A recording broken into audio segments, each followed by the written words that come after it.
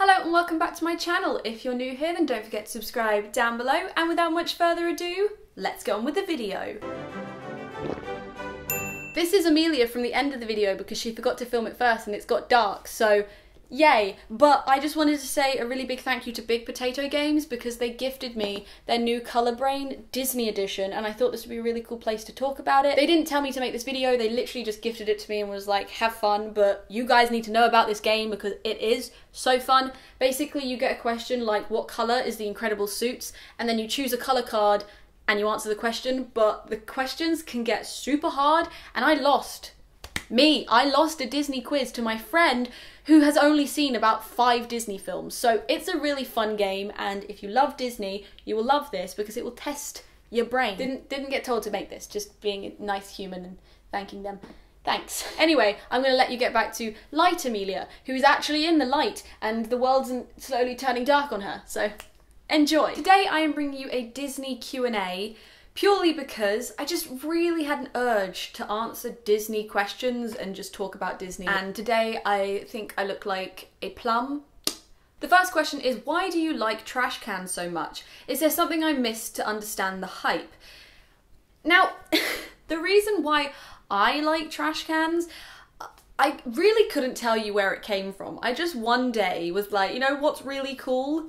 Disney trash cans. And I just, for me, it's the fact that the theming is so in detail that they even themed trash. Like, that's how it works in my brain. Like, I just think it's so cool that they took that into consideration when they were theming the lands and everything, and like everywhere has a new bin and it's exciting to like collect the bins kind of thing. I don't know, I just think they're really cute little like things that represent different parts of the parks, and I just really like it. Best restaurant in any Disney park you've been to. Now, there are 2 restaurants that me and my family swear by, and I mean literally the next time we go to Florida we will 100% be booking reservations again, and that is Mama Melrose's Ristorante Italiano, which is located at the back of the Studios Park in the like Muppets courtyard area. It's like right at the back, right in the corner, but their steak and mac and cheese is to die for, okay? It's all I've ever eaten there because we've been twice, and I loved it so much. And because Disney is that magical, they remember, not specifically the cast members that are working there, but the like Disney in general remember what people have already dined there. So when we went back for a second time, we actually got a card that said, thank you so much to the HAYNES family for returning to us. You're part of the family now, have a recipe. And literally it's like a recipe for, I think it was mac and cheese or something, which is just a little touch that I love. And the other restaurant is Yak and Yeti in Animal Kingdom, because chicken tikka / chicken korma is my favourite dish in the world. I love it so much, okay? And I love myself some poppadoms.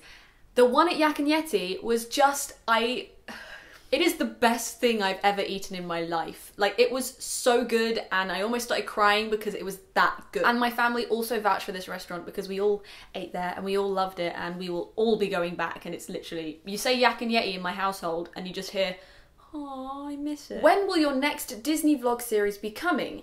So, if you didn't know, I'm actually going to Disneyland Paris very soon this month for Halloween, because that's exciting, and so I'm hoping to get a new series out in November time.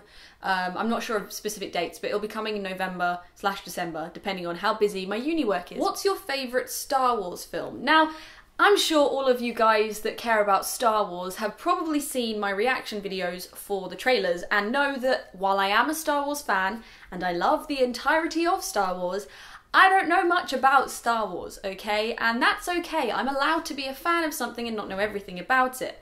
That's acceptable.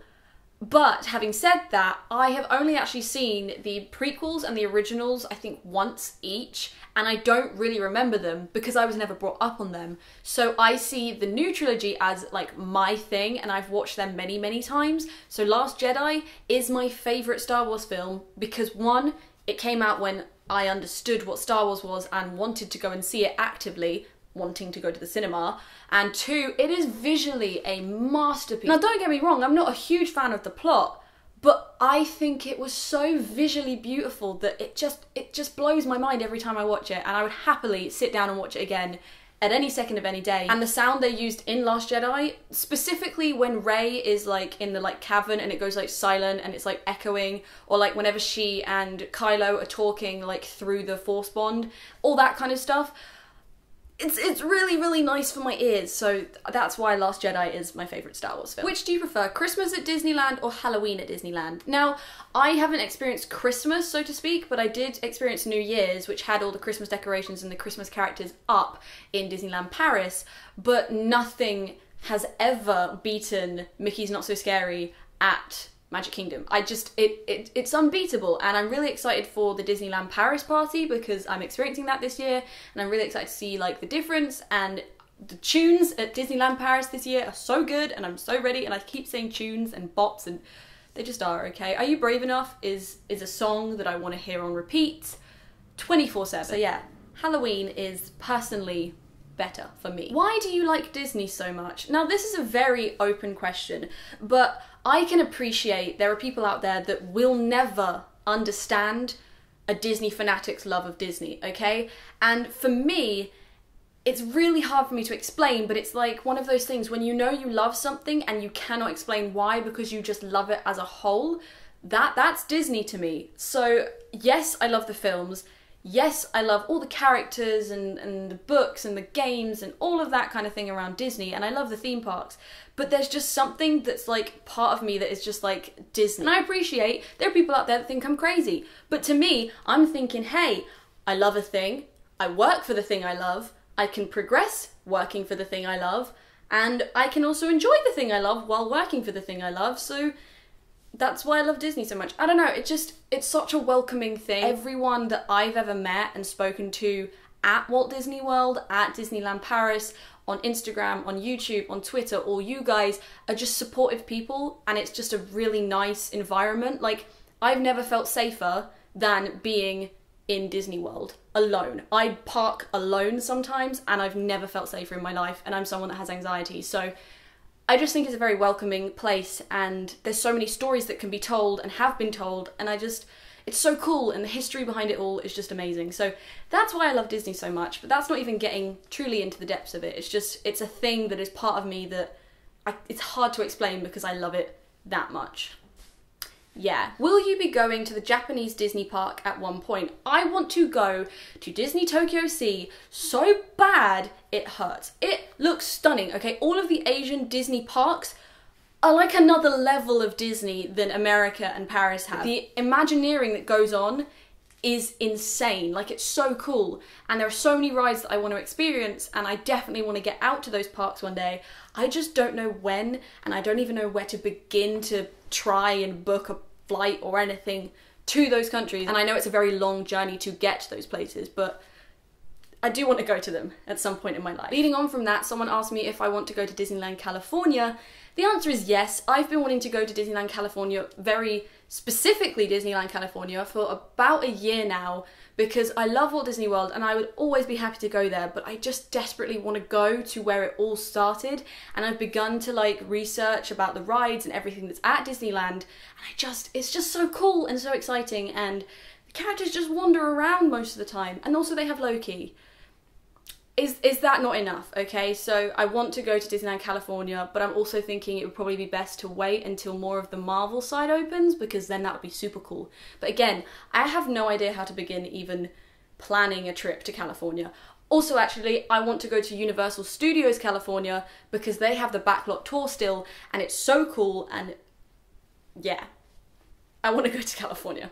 I really do. Thoughts on what they're doing with Disney Plus? I'm excited. I wish we knew more about the UK release because they're keeping it very under wraps, and the fact that they're bringing out TV series that can get spoiled because of social media if it comes out in certain countries and then not others is a tad weird, so hopefully it comes out very soon after for everyone else. But I'm very excited, and I get 6 hours of Winter Soldier and Falcon, so not much to complain about. What are you most excited for the Epcot revamp? That has to be the things they're going to be doing to the UK pavilion, because I want to work in that pavilion at some point, and I would love to work on an attraction, because if you're doing the CRP, which is the Cultural Representative Programme, previously UK applicants could only be merchandise or food and beverage, but with an attraction opening, you'd be able to be an attraction, and that means they'll be asking for more people, which means it's a bigger chance of getting the jobs. I'm very excited for that. Thoughts on the reduction of guest interactions and characters. Now, I've not really been following this 100%. I just know that Disney keeps saying like, oh, you're gonna have amazing interactions with all these characters, and it just turns out to be cast members, which personally I don't mind because I love cast members. I think they do amazing jobs. I obviously want to be a Walt Disney World cast member. Like, I am a cast member in the Disney store in the UK. I know how hard it is to do that job and be that happy, and I know how much people love that job, so I couldn't care less if I'm interacting with an actual character like Rey or I'm interacting with a cast member, because I know that they're both going to be putting in the same amount of effort and they both wanted to be there in the same amount, if that makes sense. Like, they both worked super hard. So I'm happy with all of that. The thing that bothers me about this whole new concept that Disney's coming up with, and I know someone else asked a question about it, is taking the photo photographers away and replacing them with static boxes. I do not think this is a good idea in any way, shape or form, and I am very, very heavily against it, because I saw a video of this girl who was dancing to a song from Princess and the Frog, I can't remember which one it was, and a PhotoPass photographer like grabbed her and took her over to the band who were actually playing the song, and she was dancing away and this photographer was like running around her taking pictures. That is creating memories. That is something that they will remember and want to share with their family and friends and like look back at. Now, I'm sure if that PhotoPass photographer wouldn't have been there, then other people would have taken the photo, sure, but it's the fact that that photographer took that into their own hands and created a magic moment. And the same thing happens when you meet a character in a location. The photographers make it what it is. Like, when I met Tiana, which we love Tiana, anywho, but when I met Tiana, I was celebrating my 1 year of being a cast member, and I was wearing a badge. This PhotoPass photographer joined in and questioned my 1 year anniversary, and then said it was also his anniversary that day, and actually hugged me, and we had an amazing moment, and Tiana was there as well, and it was just a big thing, and that could have just been a static box. And I remember that interaction because of that photographer. Okay? Like, I've met Tiana before, and I remember the other versions for other reasons, and I probably would have forgotten this time had it not been for that photographer. So I'm against it on a very, very heavy level. I think the only one that I will accept it being a box is BB-8, because I don't think you need that movability. There is one place you can stand because BB-8 doesn't move. There's nothing better than those pictures that photographers take of you hugging a character or you looking incredibly amazed at a character. Like, I do that a lot, okay, and it just takes away from that experience, and it takes away from those photos, and I don't think that's right. And yeah, that's my thoughts and opinions on that. I'm very opinionated on it. Okay, wow. Do your parents pay complete attention to Marvel movies?